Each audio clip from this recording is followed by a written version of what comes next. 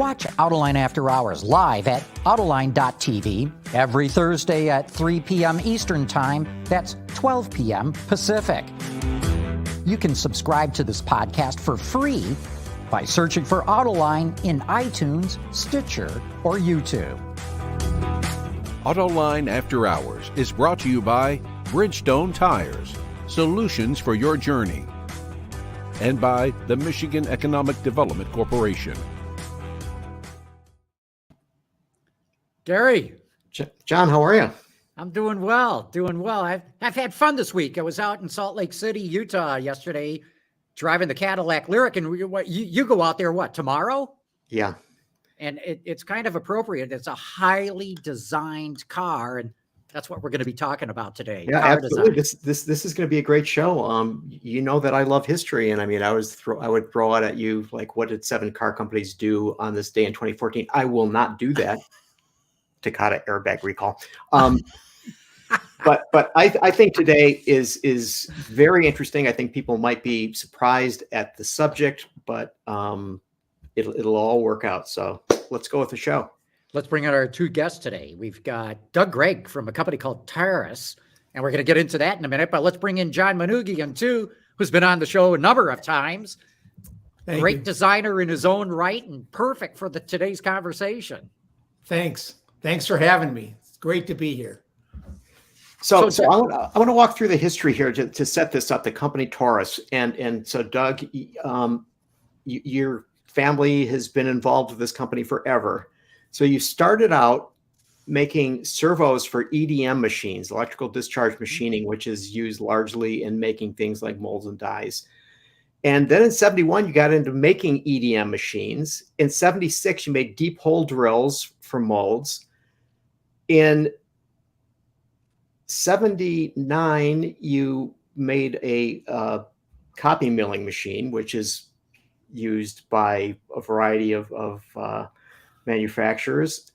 In 81, you made your own CNC, which is I read that and I couldn't believe that. That's computer numerical control. This was all my father's doing, not my father, Greig. Yeah. Well, then you got into 84. You're making coordinate measuring machines. Yeah. 84. You also made the first clay mill. Yeah. 86 roughing mills. And in 2015, an ERP system. You guys are inventing everything in the machine tool industry. Yeah. It's just great. Yeah. Thank you. And just to bring it to where we're going to be talking about today, in 1988, General Motors held an event at the Waldorf Astoria in New York, 3-day event called Teamwork and Technology Today and Tomorrow. Mm-hmm. And at that event, they had one of your machines. Tell us about that. Yeah, so I was in college at the time, but Alex Kotry, who was our sales manager and general manager, and my father, Doug, made the relationship with General Motors, and they tried our machines, and they really thought it was fantastic. So they set up an event for the shareholders to demonstrate the car design studio of the future. So they set up a studio in the Waldorf Astoria Hotel in New York City and demonstrated how all this stuff worked to the crowd. And my colleague George Cook recently relocated, or the article that I believe was the New York Times wrote about the event, and then all the GM divisions wrote their little input about the event. But there's a 2-page section that's all about the design studio of the future, and it described what happened in that studio. So we're very proud of it. To be honest, it's a very special thing to be part of. So, yeah. John, were you involved in that event in any way? I was not. I was back at the ranch doing my job. Yeah. Right. But you remember when that happened, right? I remember it very, very well. That was a big deal big deal. Huge big deal. Right. And you guys did predict. I mean, that's how it turned out. Yeah. That's how it turned out. And credit goes to the group at General Motors called Process Development that came up with the idea for the clay mill, and they met us. They knew that we had heavier machines in the pattern shops at GM Tech Center, and we had measuring machines around town. So they knew of us, and when they contacted us, they already had an idea in their head, and they shared it with us, and we we brought it to reality for them. So Doug, explain what's the advantage of a clay milling machine? How's it done before that, and why did they need this milling machine? It was either done purely by hand, or they had mechanical bridges that would allow you to measure a point on one side and mechanically make an indentation of that point on the other side of the car model. So they would make a bunch of points or scrape a bunch of lines, and they would do all the work by hand. And just to get the rough shape of the car would take, weeks. The advantage of the clay milling machine is, depending on how you want to use it, but in the most basic sense, you can cut the rough shape of the car overnight, and then the modelers can do the rest of the work. Or nowadays, they mill almost the finished surface, they get it done, and then a bunch of people can stand around and finesse all the details for as long as they want, or have multiple versions of the same car. If you tried to do all that by hand, you wouldn't have enough labor or time to do it. And if you had to send it down the street to have that model milled, you have security issues, you have the model could break. They finish the whole model and it's ugly, where if you would have been doing it in the studio, you would have stopped halfway through and said, hey, this isn't going to work. And you'd start over instead of paying for the whole model to be milled by a supplier or another division. So doing a clay mill in the studio changed a lot of things for the car companies. It gave them a lot of freedom to do more models. That's John, really you must have seen that transition. So John, explain to us when you were at General Motors, for those who are not familiar with you, that, just to give a little capsule summary. I was there for 34 years. I left. I was director of design for Cadillac Exterior. I worked on just about every brand except the trucks. I didn't work on any trucks. But interestingly enough, I was going to add to that. I started my career as a clay modeler at Ford. And I used to do all the stuff you were talking about, Doug, by hand. And we used to drag body sides and rockers and bumpers with Masonite templates. And it was a back-breaking job. And when I first saw the clay milling machines, when they introduced them at General Motors, I was just in awe that a machine could actually do that kind of work. So it was like seeing the Wright brothers in 1906 and then seeing the men on the moon in 1969. It was like, wow. Yeah. So Doug or John, give us a description of the nature of the clay. I mean, is it like Play-Doh, or what's it like? Go ahead, Doug. Well, it's actually it's an industrial product. It's not clay anymore. It's more related to a wax or candle wax. At room temperature, it's hard enough to hold shape, and it models nicely by hand or mills. They heat it up to about, I believe it's about blood temperature, 98, 99 degrees, and it becomes pliable so that they can apply it to the surface of whatever's holding the clay. Usually it's a foam or styrofoam structure on top of steel or wood, and they put the clay on it, and then it comes to room temperature, it hardens, and then they can sculpt it or mill it. When did they make that change from the clay to this waxy substance? I'm not 100% sure, but I think some people were still using clay when they came out with this industrial plasticine in Germany, this nicer product. And it's evolved over the years. It used to smell really bad. It had sulfur in it. Now it doesn't. Yes. That's why I was going to ask, because I know Ford Motor Company had a big problem in the design studios when computers, laptops and desktops started showing up, and the sulfur would ruin the machines.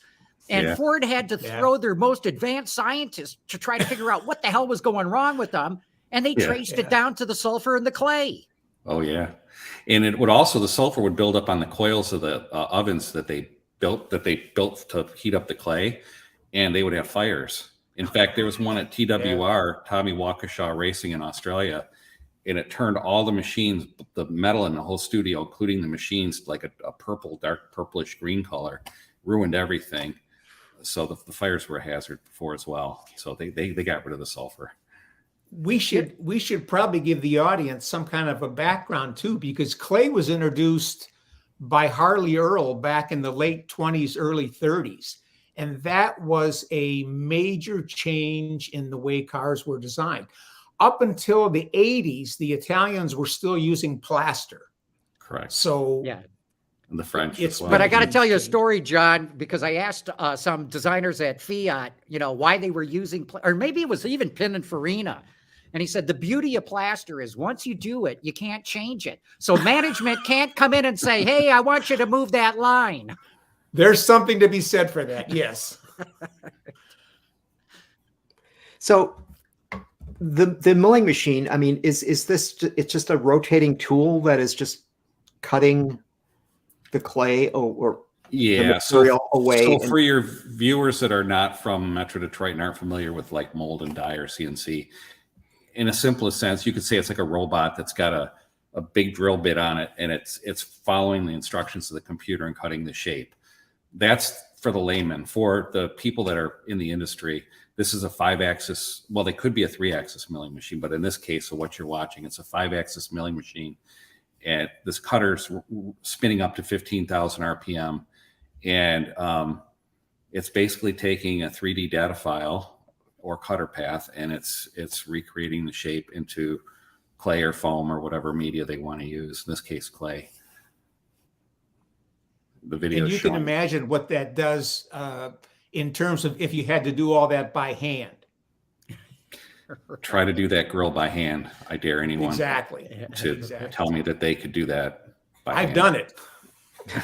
That one, no, that was in the video is what I meant. Yeah, it's terrible. So John, how long would it have taken you to do something like that? Oh, something that intricate would take a long time. If you were getting ready for a big show with that level of detail, that would take days. John, what does it the take model now? that we showed, well, the model that we showed had a honeycomb grill with I don't know, 98 or whatever, double that number of honeycomb shapes that were on surface. They were all the same depth. They had sharp edges.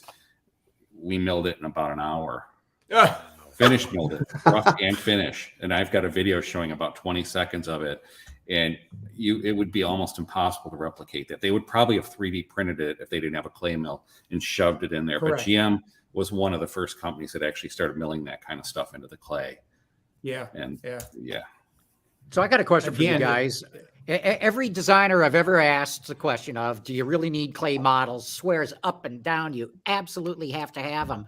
But I just saw Lincoln Co. came out with here it is, their concept car. They claimed there was no clay in this.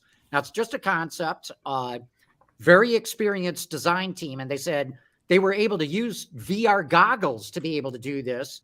But because they had the experience, they were able to skip the clay model, and they only skipped it because they were under enormous time pressure to get this concept car done. So I ask you guys, is VR going to replace clay at some point? Doug? Well, first, let's say if you're talking about concept cars, that's a possibility because there's not a lot of risk in a concept car, especially if it's just a rendering. If it's a 3D model that you pay someone money to make, and you've had it made in Italy or California or Metro Detroit, this $2 million show car, you might make a clay model first to make sure everyone likes it. If it's a production car, I highly doubt that anyone's going to go directly from VR to a production car without having some sort of physical model, whether it's a clay model or 100 years from now, a 3D printed something or other. I don't think they're going to go right to production cars without. Why not? Some sort of model. John, the risk is so enormous. It's an iterative process. And what we have found over 50 years in my case, that even if you do a great sketch and you're convinced that that's the design and you mill it out and looks wonderful, there's always changes that need to take place, the subtle nuances plus manufacturing issues. You can't, it's very difficult, as Doug points out, to do something once 100% correct the first time. It's difficult. And the design process is an iterative process. You look at something and you say to yourself, boy, that's not quite how I envisioned it. And that's the beauty of using clay versus plaster, where you can make changes on the fly. Plus, it's also important when you bring in senior management, people that are not design savvy, that's not their swim lane, they need to see something three-dimensional. And so the clay model is that object where everybody can walk around it, touch it, feel it. And the iterative process is, okay, we need to fix this, we need to change that, this needs to be adjusted. And that's why the process, I'm convinced in the future, yes, it will be virtual, but for the time being, not yet. All right, so let me read a quote from Klaus Bischoff, who's the head of design for all of Volkswagen. Okay, and he was talking to Car Magazine, and this is about the current generation Golf that recently came out.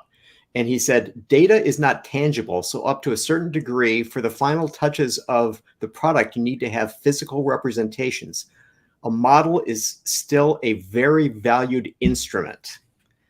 So it seems like he's saying exactly what you said, John, that it's about the finesse. I can recall in the mid-90s, then chairman Jack Smith came into the studio and he said, "Are we still using clay?" And for a while there, the movement was to get rid of clay and try to do everything virtually. And GM spent a great deal of effort and time to see if that would indeed work. And at the time, we couldn't do it. We just couldn't do it. It will happen eventually, I believe, but just not yet. Yeah, because John, as you remember when computer-aided design first came out, designers would say, look, I don't care what you can draw on the tablet. It's not the same as pen and pencil. And now you've got design tablets that if you want to make it look like chalk or pencil or I mean, it's as good as paper. Right. So maybe it's just time for the technology to get there, but not yet. The old adage is, I'll meet you in the clay. Yeah. So Doug, the way these machines work, my understanding is that basically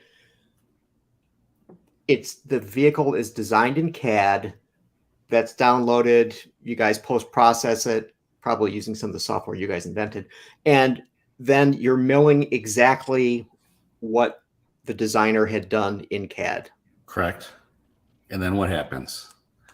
That's correct. So all the companies have a slightly different process and different resources, and some companies have people that are better by hand, and some companies have people that are better by making changes with the computer and remilling it. So it's just it depends on the process and the people, but they would either finesse the model by hand and then they would scan it to capture it, and they might mill it on the other side to make it symmetric, or they might just change it in the tube and remill it. It just depends on the company and how comfortable they are with the tools they have. But there are scanning, our machines do scanning, but there's also devices that are cameras that they just bring into the studio and they can scan the model. So when the models are finished, at some point it's no longer a design model. That data has to go to engineering and body development, and they do the rest of, they make the real data for the car. The models nowadays are primarily just to look at. In the old days, they would take plaster casts off the clay, and they could make a show car, or they might actually make tooling from the clay model back in the day. But starting, what do you think, John? Again, maybe in the 90s, 80s, the models just became something to look at, more or less. Yeah. That transition was slow, but yes. We also need to mention a very important point, and that is the hand and creativity of the sculptor. Loving the machines and what they can do, there's nothing like the human hand and the passion to create surface. So as good as the machines are, and they're great in saving back-breaking labor and speeding up the process, that human touch is still essential, I believe, to get a good, passionate surface design. And with these machines, you can make more models now. Yes. So you can have more variations of the same model. More choices. Or you didn't have the resources to do it. So correct. You had to stop short of perfection. instead of giving management 2 choices, you gave them 4 or 6, which just compounded everything. So, Doug, what's the next step on these machines? How fine a surface can you get them to mill? Well, the latest machines that we showed the video of, it's pretty much a balance between time and how good you want the surface. But we can mill what they refer to as Class A surfaces if we are fed Class A surfaces. Wow. So as good as they need right now, especially the new machines that General Motors has purchased for their studio. Their machine tool grade, everything in them is comparable to large industrial machines. And if they have time, they will mill the complete surface to what they call a Class A surface, and they'll barely have to touch it, except for to make the design changes they wish to make. But when it's done milling, it'll be a clean model. It'll look great. The surface will be great. Well, and Doug, didn't your machines initially do scanning the surface as well? Yeah, and they still do, but they found most of our customers find that the machine's better for milling. And if they do have to do a large amount of scanning, they'd rather not tie up the machine with scanning. They would rather use these tripod mounted camera scanning systems. Laser? To capture data quicker. Yeah. Right. But they do scanning as well. Yeah. Well, So and they- you can imagine the time that took to do that sort of work as well. Well, you can see the grill opening, and a lot of grills have gotten bigger on cars. So there's a lot more of that repetitive geometrical stuff. But back in the day, that would have been pretty hard to do by hand. They would have done it by hand, but it would have taken a long time. So, yeah. John Manoogian, I want to get back to your talking about the sculptors and the machine. So is it a case that the machine brings you to 98% and the hand brings you the 2% that you need to add to finesse it? That's probably a good analogy, Gary, but I guess each design, each execution is a little different. And depending upon the designer and the sculptor that created the math, that's what you're going to get initially in the clay. So depending, garbage in, garbage out, depending upon how good the design is, that's how much subtle creativity the sculptors will add to the product. John, how much leeway are the clay modelers given? I mean, you've got these Depends individuals. on the project.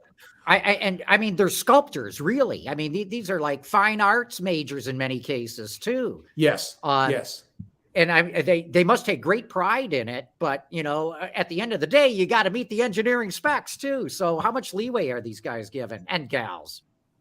Speaking of engineering specs, back when I started back in the Stone Ages, they used to have wooden dowels that would be the hard points for the engine, suspension, etc. And if the design wasn't looking just right, sometimes we would take a hammer and hammer them down. So it just depends on the project, where you are in the timeline, how important is it to sell that particular design at that particular point in time. There's so many factors involved. The political process. Yeah. Right. So Doug, for those who are able to see this and not listening on the podcast, we just saw some video of what turned out to be the Rivian Amazon delivery truck. And it looked to me that it started out with a foam model that had been milled, and then it was being covered with clay. Is that right? Yeah. So the process varies depending on the company. Most of the time there's a wood or steel frame with foam or wood that gets milled either with our machine or another machine, and then they put clay on it. And they sometimes use our machine to help put the clay on, because they'll put the clay on as light as possible. They'll use our machine to kind of indicate where the high spots and low spots are, or where they need to add more clay. And then when that's all done, they'll mill it. So in the case of Rivian, that was a big chunk of styrofoam. They milled the shape. They probably stood back and looked at it and said, "Oh, that looks pretty good." And they milled it down to like a little bit under the actual size. They added the clay, and then they milled the clay. So That's why the would process. they do that? I mean, why would you add the clay and just not use the foam? Either of you. Well, John could probably answer it better than me, but it's an iterative process, and if it's hard to add back foam. I mean, they do it in some Right. cases, but it's like harder to plaster add was. back foam. It's harder to sculpt foam by hand, and that type of foam is open pore, so you can't make a nice shape because it'll just break off, or you'll have bubbles. And it's Not only pieces, that, usually but pieces glued together. Yeah. the clay looks so much better than the foam. I mean, you can not just visually. You can see lines, you can see shapes far Yeah. easier in clay than you can in foam. Well, Yeah. and that's one of the reasons why when a lot of times when you're doing the sculpting process, the clay tools have little teeth in them. And those teeth give a texture to the clay surface. So a designer can step back with the sculptor and read the clay surface with all the lines, much like section lines are on a sketch. So that really helps you sort of evaluate what the surfaces are doing. And that's why robots are not very good at milling these car models, because they don't follow those perfect lines. They kind of go willy-nilly wherever they are, and you end up in the end Right. with something that looks like the car, but the paths are all over the place, and you can't use what John just mentioned. You don't get those highlight lines. Section lines. We call them cusps, or you call them section lines. We call them cusps. Yeah. Doug, very interesting that you're making your own tools here in the U.S. I mean, the kind of tooling that you've been talking about here and what Gary, elaborated on. I thought all that stuff went to Japan and then Taiwan and now China years ago. No, we make it all right here. We buy components. We have to buy components from Japan and Germany and places that specialize in machines. But we build not only these machines, but we build industrial machines, and we use our machines to make the machines. So the machine in the photo right now, we built 20 years ago. It's recently been refurbished, but we're using it to make the rails for GM's new design studio. There's 900 meters, roughly 900 meters of that rail we're making for their new design studio. So Almost these a are kilometer. rails that go into the floor of the studio and that guide the machines are- columns. Yeah. So you can imagine they've got 900 linear meters of milling space. Wow. It's a Hard to lot. believe. All right, is that picture that guy actually, is that scale or is that just a? No, that's real. So what that is that's the milling column laying on its side, the newest ones we're making for General Motors.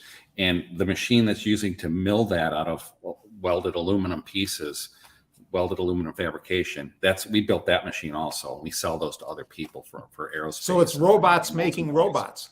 Yeah. Almost, yeah. Yeah, but there's a lot of smart people involved and hardworking smart people. It's not that simple Right. as to push a button. Yeah. Of course. What is the work envelope of that machine? It looks extraordinary. It's 2.4 meters by 1.8 meters by 1 meter. 1.5 meters. Sorry, the vertical is 1.5 meters. But we make them bigger than that. We make them smaller than that. It's quite a work Depending on the envelope. application. Yeah, that one's typically would be used by a mold and die maker for an injection, for doing the finished milling on a steel injection mold. That's what that machine's designed for. But it works well for us too, to make machines. Good So you guys are welcome to come on over and check them out. anytime. Yeah. I was just in Sterling Heights for lunch today. If I had known, would have swung by. But yeah, I'd love to take you up on that. I think that'd be cool to see. Anytime. That's Be great. Yeah. Well, Doug, thanks so much for coming on Autoline After Hours with us. It's been a real pleasure and a real learning experience. I'd love to get your input on this topic. Thank you for the opportunity. I really appreciate it. Our company really appreciates it too. Thank you.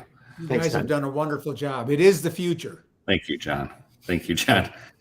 Take care, you guys. Take care. We're going to take a quick commercial break and we'll be talking more about automotive design right after that.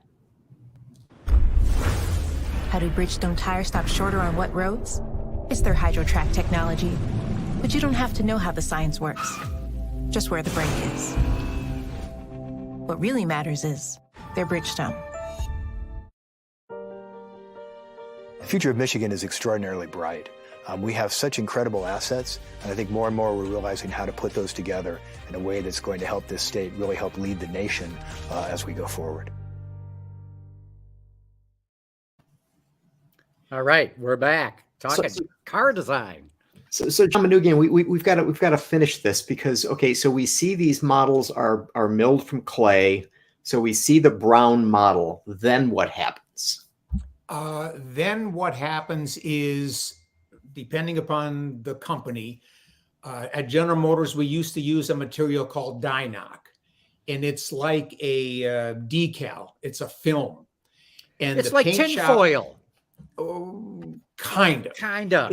But it's water. It's got a backing, and so you put it in water, much like you do a decal, and then you pull the backing off and you put it on the clay model, and that film can be painted in the paint shop any color you want. It comes, I think, in silver and black and white, but we used to paint it any number of colors just to evaluate surface in different colors outside.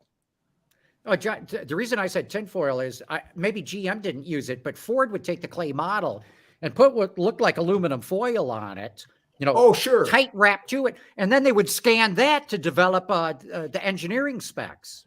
Sure. And that also helps the designers and sculptors evaluate highlights. And by highlights, I'm talking about the way the surface reads with the horizon and the light. That's what dictates the surface. So when you foil it with clay, tinfoil, it's like a mirror. And so that surface is then you're able to read it rather than just looking at the dull surface of the brown clay. So you would paint this model. Yes. Then you'd put tires on it.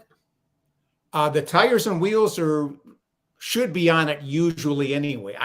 I was one of those weird studio chiefs that had to have wheels and tires on my car all the time. Some of the studio chiefs didn't care, and they did the clay models without the wheels and tires. I didn't understand that. But anyway, to answer your question, yes, we had wheels and tires. So when you took the car outside and put it on its own wheels and tires, from 20 feet away, the average lay person probably couldn't tell it was a clay model, other than the fact that you couldn't see through it. And then some of our through clay the models windows, would you have mean. see-through uppers. Right. Yeah. Right. So tell us a little bit about, so you take it out on a patio. You don't just take it out in the parking lot and take a look at it. And it seems like all studios have some sort of special place for their vehicles. Yeah. So I mean, give us some background on what that's all about. Well, the General Motors patio was very large. And so it had 3 turntables. You would take the full-size clay model out, put it on the turntable, and the turntable was electrically operated, so you could spin the vehicle. And then depending upon the time of day and where the sun was on the horizon, you would get different light. To me, it was so critical to take the car outside and see it in natural light. I don't care, and I've seen it done before where cars never go outside, but I prefer to take the car outside and take a good look at it from 100 feet away, 200 feet away, just to get a sense of proportion, shape, size, etc. John, I had heard that the outside display area, like you're talking about there, should be north facing, or it should be on the north side of a building. And that would give you better light than if it was on the south side, for example, where the lighting would be more harsh. You ever hear that? Well, the GM Tech Center, the way the Design Center building was, the studios did in fact face north. So when Saarinen did that design, I'm sure with Harley Earl's input, they decided that the entire front of the building, which was all glass, and the studios were all subdivided there, that's where they did the clay. They faced north. The shops and the interior studios faced south. Now, the new addition that they're putting in, it's a combination of one part of it's facing north and the other part is facing west and east. So we'll see. Yeah, we'll see. All right. So help me understand this. So you see the vehicle, you look at it from all sides, and you say, there's something I want to change. More often than not. Okay. So what happened then? I mean, did you use that model as the basis to make the adjustment if you could, or did you start from scratch? Oh no, you would take that model back to the studio, and make the noted changes that were requested, demanded, figured out outside. So you would make a laundry list of what needed to be adjusted, repaired, fixed. And from that laundry list, you would also, when you saw the car outside, you always see things just a little differently than you saw them when you were up close in the studio. So you'd take the car back to the studio, set it up, and make all the changes, and then take the car out again. And that process can take a year, sometimes a month or two, but it's an iterative process. When you're going to invest $1 billion in a program, you don't want to make a mistake, obviously. Yeah. So all the drive that, John and I have talked about over the years about getting to market quicker and shrinking development times, you guys in the studio probably didn't like that very much. Well, when I started many, many years ago, the process was about 4 years. It's down now to 2.5 years in some cases. So it makes everybody's job just a little tougher. Everybody's got to work that much harder, make fewer mistakes. You're smarter today than you were yesterday. Right. So what do you like that's going on in design these days, John? What really Lucid air. Oh, Lucid interesting. air. Why? I saw another one of those the other day, and it is so perfect. It checked all my boxes. It checked every box. It's like a designer's sketch. It is so pure in its execution. And we could do a 10-day series on what's happening in design right now. But seeing one of those on the street was like seeing a show car. It just, Derek Jensen and that team have just done an outstanding job. They really have. I'm impressed. It's interesting. You mentioned that we did have Derek on the show. I remember that one. Yeah. 16 months ago, maybe now. But anyway, when Derek, before he joined Lucid, was at Mazda, and Mazda Yes. made much of sculpting, Yes. and of the hand being applied, and I just wonder whether some of that may be translated into the design of the air. Of course, we all have one design. Yeah. But that car, and it's funny because I've had some people tell me that it's too plain and it's too simple, but I ain't buying it. I think it's great. I'm with you, John. And you got to stand back as we're looking at the whole thing right now. There's a cohesiveness of the design there. Yes. It doesn't have like things added onto it or lines that draw your eye to it. It's the totality of the design that works so well. It looks like one person sat down and did the whole thing by themselves. Now, that's not the case, but that's what it looks like. It looks like someone had a singular vision of what the end product had to be, and they actually did it. So that's an electric vehicle. But if someone were to look at that not knowing it was an electric vehicle, they would think perhaps there's an ICE under that hood. Why are EV designs basically ICE designs without grills? The BMW i3, it looked like a science project. Now, that's okay, but I think the general public, if you tell them that their car is going to be an electric car, they're already a little nervous as it is. And if you make it look like a science project, it's going to be a tough sell. And I've got a Cadillac Lyric on order. That was a huge leap mentally for me to make because I'm just a gasoline kind of a person. But I said, I'm going to do the Lyric and see how it is. But to answer your question, I think the majority of the population, the majority of the car buying public doesn't care whether it's an ICE or whether it's an electric vehicle.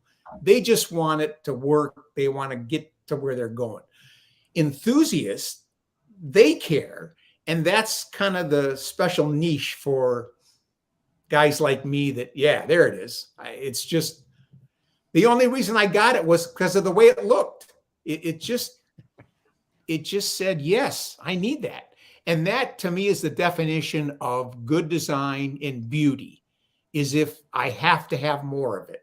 If I want it, if I need it, then it's beautiful. Then it's done its job.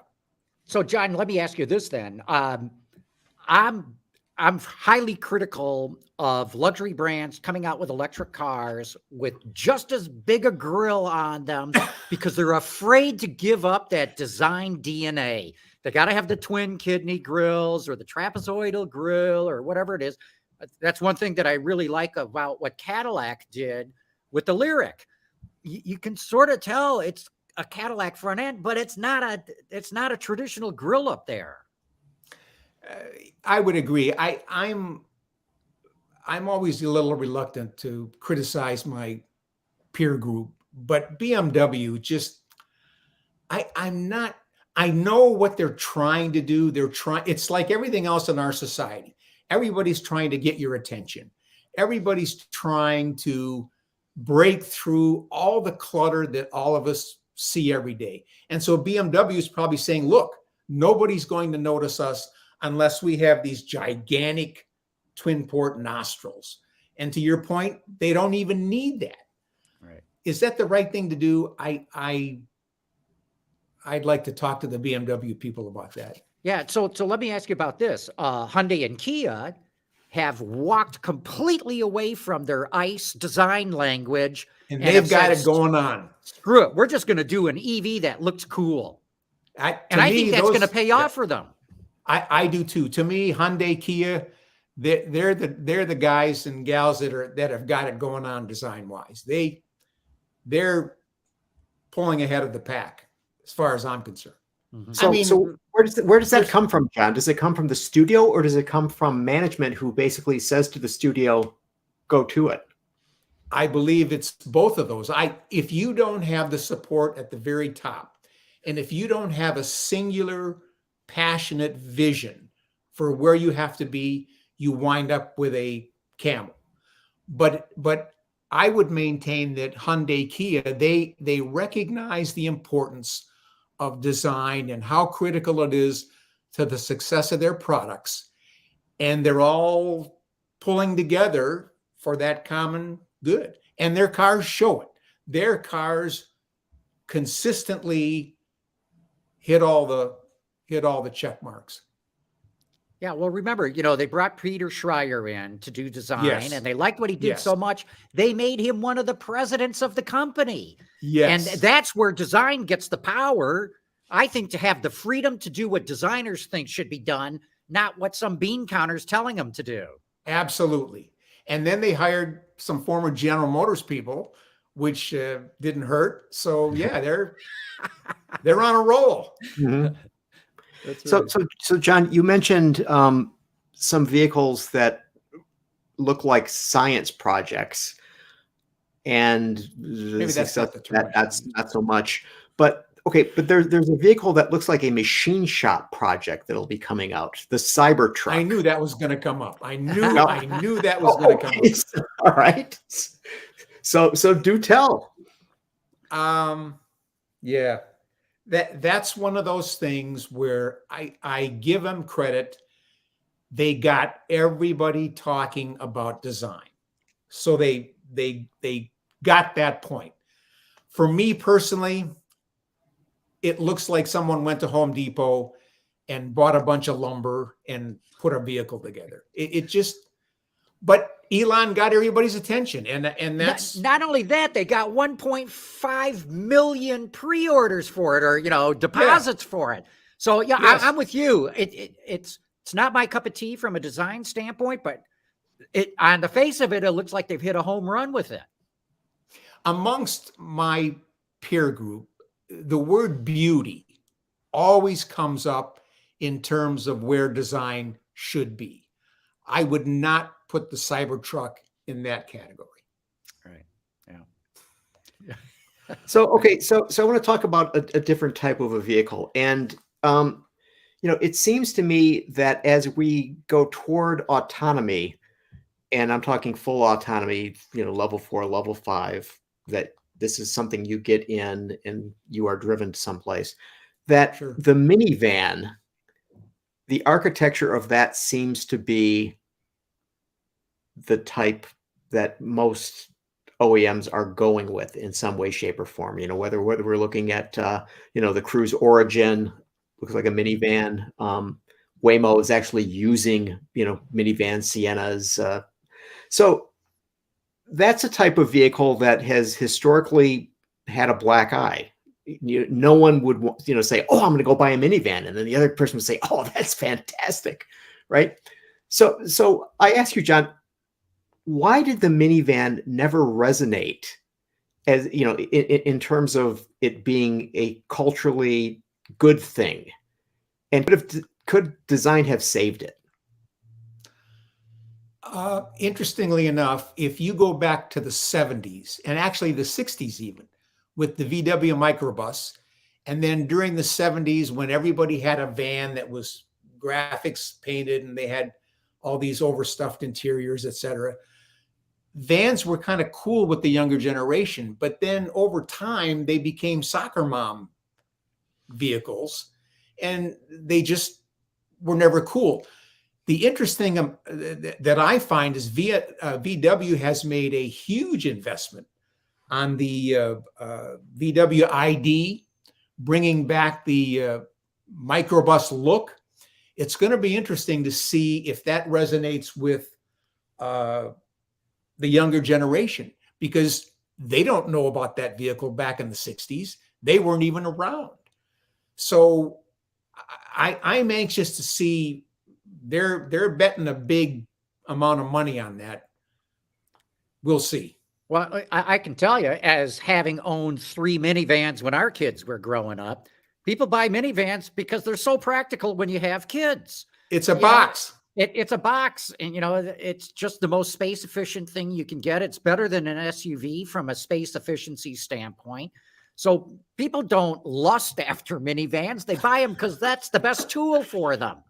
Right. And that's so right. for the ID buzz that you're talking about here, if it's not practical, it's dead on arrival. Yeah. I need to see one. Yes. Yeah. So John McElroy, you don't think that design in and of itself would be the price of ownership and admission? Well, I'll admit, this is a pretty cool looking vehicle. It is. It harkens back to the ones that they first came out with in the 1950s. I could see the surfer crowd jumping all over this thing. But again, if you want to sell in big volume, not as a cool niche vehicle, but in big volume, you've got to appeal to families. And what's so interesting to me right now is you can track minivan sales almost one-to-one to household formation, i.e., people getting married and having kids. When that happens, they buy minivans. That's why minivans took off in the 1980s. Boomers were having kids. They bought vans. Right. And then, there was a drop off with that. And millennials especially have postponed marriage and having kids. But now they're starting to do it. And minivan sales are starting to go back up again. Yeah, the minivan sales are, they're buying full-size SUVs. So John Manoogian, why did full-size SUVs become the phenomenon that they are? Boy, there's another 2-week seminar. I was one of those ones that toward the end of my career, I was convinced that there was going to be part of the population that would get out of SUVs and want to transition back to station wagons. And that gave us the CTS wagon. Well, that didn't fly. So it went the other way. Everybody transitioned to SUVs. It's hard to find sedans anymore. Nobody wants to make them. It's because nobody's buying them. Now, to answer your question, why? I'm as baffled as the next person. I just don't get it. I don't get it. Yeah. Well, sort of in that line, one of the things that surprises me is the increased increasing popularity of off-road vehicles, things, Jeep has been doing it all along, but now we're seeing Ford with phenomenal success with the Bronco. I just saw a teaser today for the Colorado ZR2.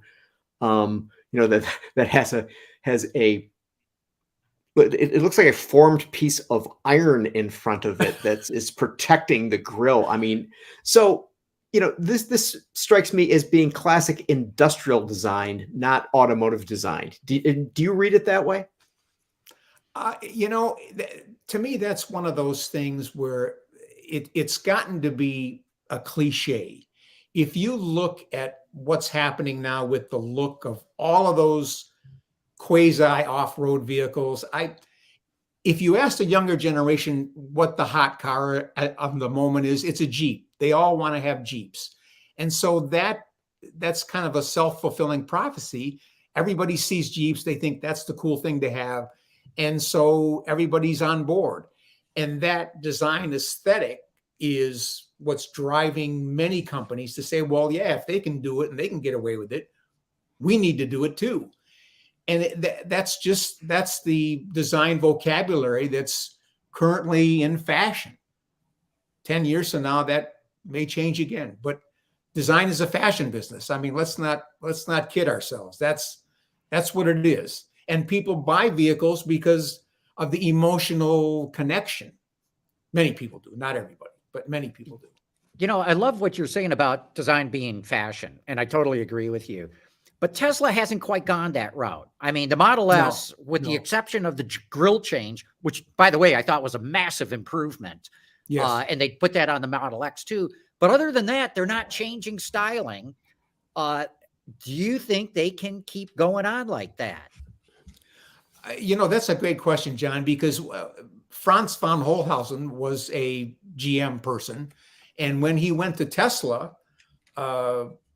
I was expecting maybe a little different design vocabulary, but it's a well-done vehicle. But to your point, it didn't break any new design ground. I mean, I'm contradicting myself because they did the Cybertruck, but nonetheless, their sedans are well-executed, good-looking vehicles, but they haven't broken any design ground there. So do they run the risk of becoming a commodity?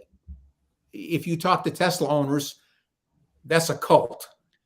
They would buy that vehicle, I think, regardless of how it looks. It's just the way they are. Yeah. Well, look, I think the cars are terrific. I would happily own a Tesla, but it's not the design of the car that attracts me to it. Right. It's everything else that it can do. And that's where the passion of the owners really goes into, is all of that. But my question is, as they start to scale up and go beyond the cult, as it were, and reach the mass market, can you continue selling a car successfully whose exterior design really hasn't changed in the case of the S, in 10 years, with the exception of the grille change, and all the other models have stayed the same for years? Yeah, they've got a serious challenge, a strategic challenge, because they have to decide who they want to be. Where do we want to be 5-10 years out?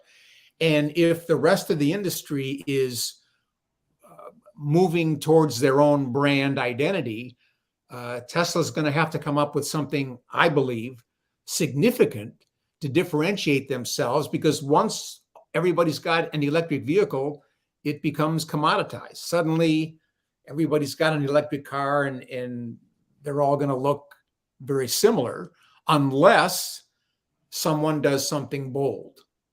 And because it's a fashion business, someone is going to break out and show the rest of them, hey, here's what you need to do. Yeah. But it's not the Cybertruck. So John, to the point of fashion, I mean, is it possible then for a designer today to create a design that is truly going to live, that is truly iconic, or is everything just changing too quickly? And that the whole notion of an icon is just something that isn't going to happen again? Boy, there's another great question, Gary. I don't know in our society today, the way it is, with this rapid need for constant change and constant entertainment. If I don't have a new iPhone every 2 years, the world's going to end, kind of an attitude. I don't know. No one ever sits down and says they're going to design an icon. That just doesn't work that way. I think some of those guys do. John and I can both tell you, but we'll do that off camera. But that can happen after you do the car, and then it's introduced and the public embraces it or they reject it. But I don't know, with our society being the way it is, people get tired of things so rapidly. I don't know. I don't know the answer to that. Yeah. I'm sure there are people that are a lot smarter than me, that make a lot more money than I do, that are studying this daily to figure out what's next. Harley Earl was good at that. He knew. Bill Mitchell was too. Yeah. And Steve Jobs. Steve Jobs was the master of it, right? He and Johnny Ives, they changed the world. Yeah. And it's interesting that if you think about that, I mean, so when you develop a car, fundamentally that car is going to be out there for a number of years. So 5-10 years. So the aforementioned iPhone that Ives and Jobs came up with, I mean, it's just like 2 years and you change it. I mean, the design's got to be good for people to want to buy it.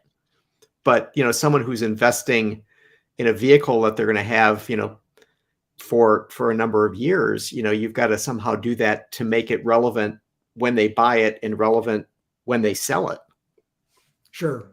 Well, and resale's part of the equation. I mean, that when you buy something, the hope is at the end of the cycle, you're going to be able to get some value from it. And so it's got to be, the design has to live at least 5 or 10 years. Otherwise, nobody's going to want it. But, with the iPhone, they have boiled that down. It can't get any simpler. It's the interface, it's the choice of materials, it's the simplicity of the design. They could have a strategic problem here soon, in that what's going to differentiate Apple's products from their competitors? I mean, design was one of their leading attributes. Will it continue to be so 5-10 years out? We're going to see. We're going to find out. Right. What is your overall sense right now, as without being critical of any of your current or former colleagues? I mean, what's your sense of automotive design? Are we in a really good period of time, or are we in a period of time where there's so much concentration on electric vehicles that, with exceptions like the Lucid Air, maybe the design isn't where it should be? If we separate out electrification from design, that's two different things in some ways. The electric part of it will allow designers to do a lot of things proportion-wise that they couldn't do for the past 10, 20, 30 years. But to me personally, the way the design ethos is running right now is about complexity. When you look at the majority of the cars on the road, and I won't single any out right now, but complexity is the name of the game. And just like the art world with the Rococo and the Baroque periods, and then modern art, it goes through phases and stages. And right now we're in the complexity stage. And so more is better. More lines, more complexity, bigger grills. Too much is not enough. That will change. I believe that will run its course, hopefully sooner rather than later. And things will, the Lucid Air. Yeah. People will see that and say, hey, maybe we need to sort of rethink our design strategy. And I would point to the Lyric as well. To me, that car is a simple enough design that doesn't drive you crazy just trying to figure out what they were trying to say. And when you look at many of the cars and trucks, vehicles on the road, I'm not sure what they were trying to say. Hey, look, we're at the top of the hour. That's probably the perfect note to end the show on. But John Manoogian, thanks so much for coming back. It's always glad to be great here. to talk design with you. Thanks for having me. Appreciate it. Appreciate your time. Real good. Well, thanks everybody for having tuned in. Autoline After Hours is brought to you by Bridgestone Tires, solutions for your journey, and by the Michigan Economic Development Corporation. Visit our website, Autoline.tv, where you can watch us live Thursday afternoons. Get your daily fix with Autoline Daily and in-depth analysis and interviews with Autoline This Week. There's all that and much more at Autoline.tv.